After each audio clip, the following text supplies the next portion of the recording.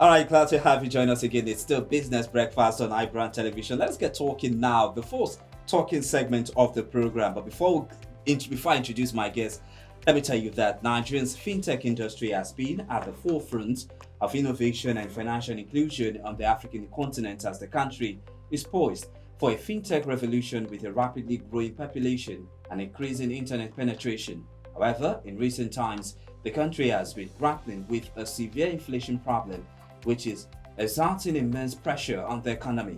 Economic analysts have attributed these to the various government policies, including the removal of fuel subsidy earlier in May this year. As the Nigerian Naira continues to record rapid and substantial depreciation, rising above the 1,000 Naira mark to a dollar, fintech companies in Nigeria, like any other businesses, rely on foreign exchange markets to access vital resources, make international payments, and secure partnership. The continuous depreciation of the Naira leads to increased costs for these fintechs, which must be managed effectively to maintain profitability. With me in the studio to discuss more on these and other burning issues in the financial tech space is the Registrar and Senior Vice President, African Prudential PLC, Bukola James Cole. Good morning, ma'am. It's a pleasure having you join me on the program. Good morning, and thank you for having me here. We've been on this for a very long time, and glad to have you been with me on the program. All right, let's begin this conversation now with the state of the Nigerian foreign exchange. Despite physical and monetary intervention, the Naira has continued to maintain its downward trend. What, in your opinion, would you say is responsible for this? Okay, once again, thank you for having me on this program. Well, there are several factors responsible for the appreciation as we speak today. We have inflation, which is persistently high and persistently eroding the purchase power of the currency.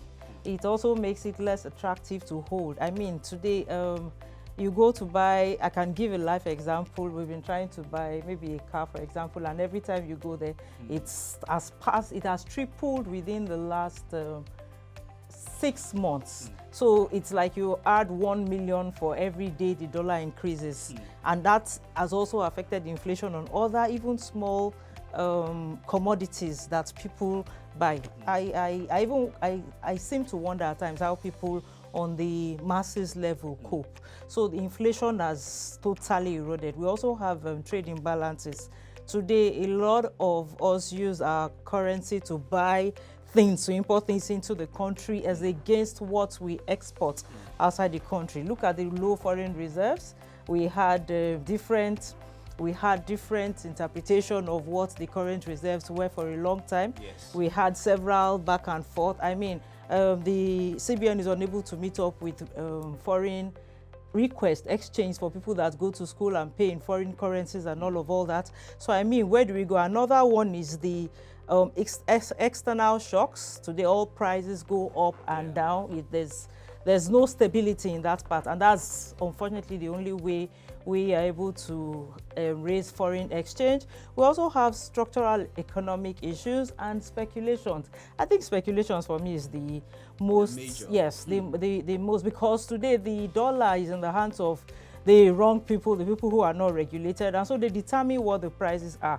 Our CBN is unable to provide, our banks are unable to provide for people who have their education abroad, for the fintech you're talking about, and these people, the Bureau de Change or the, I don't want to use that name, are the ones holding the foreign exchange, so that they can determine the price. Imagine between 1 to 3 days, prices moved like 400 Naira from 930 something. Before you knew it, it went to 1,058. Before you knew it, the next thing we're hearing was 198, and then 228. We don't even know which is which. I mean, it's so irresponsible of us. All right.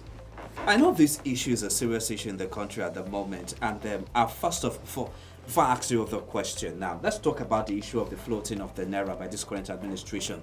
When the initiative was, the policy was actually introduced, it was actually loaded by different players, either in the public sector or the private sector. A lot of people welcome it with good hands, but then again, it shows that particular policy is not actually working out. Do you think that the policy actually came in at the right time, or there were some kind of irregularities when setting out that policy? Okay, my response to that will be floating of the Naira has been met with mixed reactions. Okay. Some believed it helped at the time to attract foreign investments, and boost exports, while some argue it will lead to higher inflation and challenge consumers. So while I wouldn't want to have a constant or a variant position on this, I'll just say it's mixed feelings. Did we need that intervention at the time? Yes. Were we ready for it? Probably not. Okay. Did we have to take a firm stand? Probably yes. Did we have enough palliatives in place to make sure it was effective? Probably no. So it's still a mixed feelings for me. And everybody has the right to look at it the way they want. But one thing I think I know, it has, at the time, it gave it gave the foreign investors a positive outlook. And then some of the consumers here and the industries here have to sit up and see what they would do, to make this a better place. And maybe policies eventually coming from this would have to come to stabilize the currency for us. All right. Now let's talk about the fintech space now. I know the company you work with, you guys also deal in the ICT sector. What's your overview of the Nigerian fintech industry in the course of this year?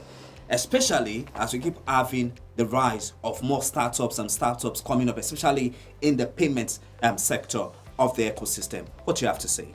So for the fintech, I see them as a disruptor, but a very welcome one at that. Okay. I mean, we've been doing some things too manually in the past, and now you have the fintechs come to disrupt everything that we're doing, which has eased the way of doing business. However, because of this significant cost of business for the fintech, it has increased the cost of doing business and also reduced their profitability. I would like to suggest a few things that the fintech can do in the interim until we're able to stabilize the current currency structure and policy. We can diversify revenue streams. So they can look at diversifying revenue streams. They can consider local opportunities instead of having to get their things on the global market, and that would also increase and sell such opportunities and products, to the global markets. That way they are able to earn in foreign currency. They can also leverage blockchain-based solutions. That way they are also able to seamlessly disrupt the local market, which will also be a viable opportunity for the global market. They can collaborate with each other to maximize economics of scales, all come about together. Collaboration.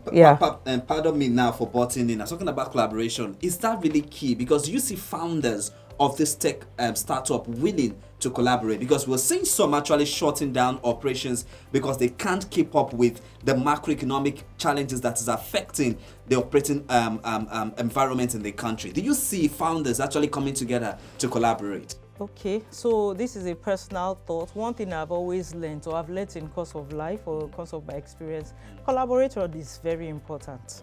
Most times you can't do things all alone. There's what you call economics of scales. There's what you call strengths in different aspects. So coming together to explore that source of foreign exchange that you guys are having difficulties, coming together to achieve that, I don't think should be an issue. So I think they should look at it more. And a lot of industries, a lot of companies, particularly private companies, have thrived on collaboration.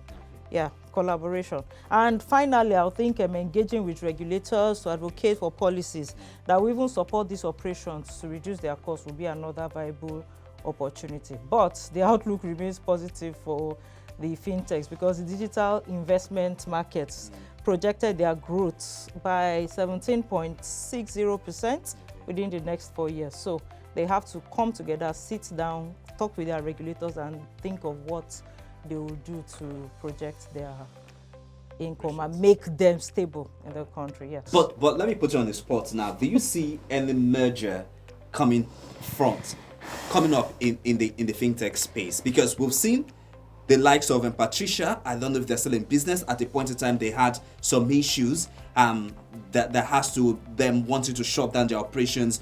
And not recently, we saw one again, I can't remember the name, actually laying off some of their staffs. It's also in the fintech space as well. Do you see merger and acquisition actually taking up in the fintech space? To be frank, not in the near future, at least not in the next 2 years. But the earlier they come to realize that they need to collaborate, I don't know, they should have a body or, an institution that will bring them together. They do, I think, they do. So the earlier they come to realize that this collaboration is necessary, then the earlier it will be for them. I don't see anything wrong with business combinations in terms of mergers, acquisition. I don't see anything wrong with it. All right, we need to go now, but before I let you go, what is your outlook for the fintech sector amid all of these macroeconomic challenges? Well, like I earlier said, they already have 17.60 projection. We can't do anything today without tech. Tech is the new world. COVID came and we all survived by tech. A lot of things have happened. So it's obvious today that we can't do anything without tech. I mean, we have children. I'll use my son particularly, for example, everything they do with this thing. There was a time I even had to stop him. I took him off for 3 months to go to school, in fact, in a remote area, to teach him how to focus on academics. And someone said, I mean, tech is the real world, so why are you pulling or dulling this guy, Yeah. So tech is the real world. Now we have to start thinking of controls, to now help these children understand the future and help them build what's coming up for the country and for the future. All right, I've been having a wonderful conversation with the Registrar and Senior Vice President, African Prudential PLC, that is Bukola James Cole. She has been talking with us on the impact of foreign exchange crisis on the fintech space. I'd like to say a big thank you to you, ma'am, for your time on the show. Thank you. And also for coming in to give us more insight on this development. Thank you. We hope to have you soon again when the time calls. Thank you. I look forward to that. It was really a nice session.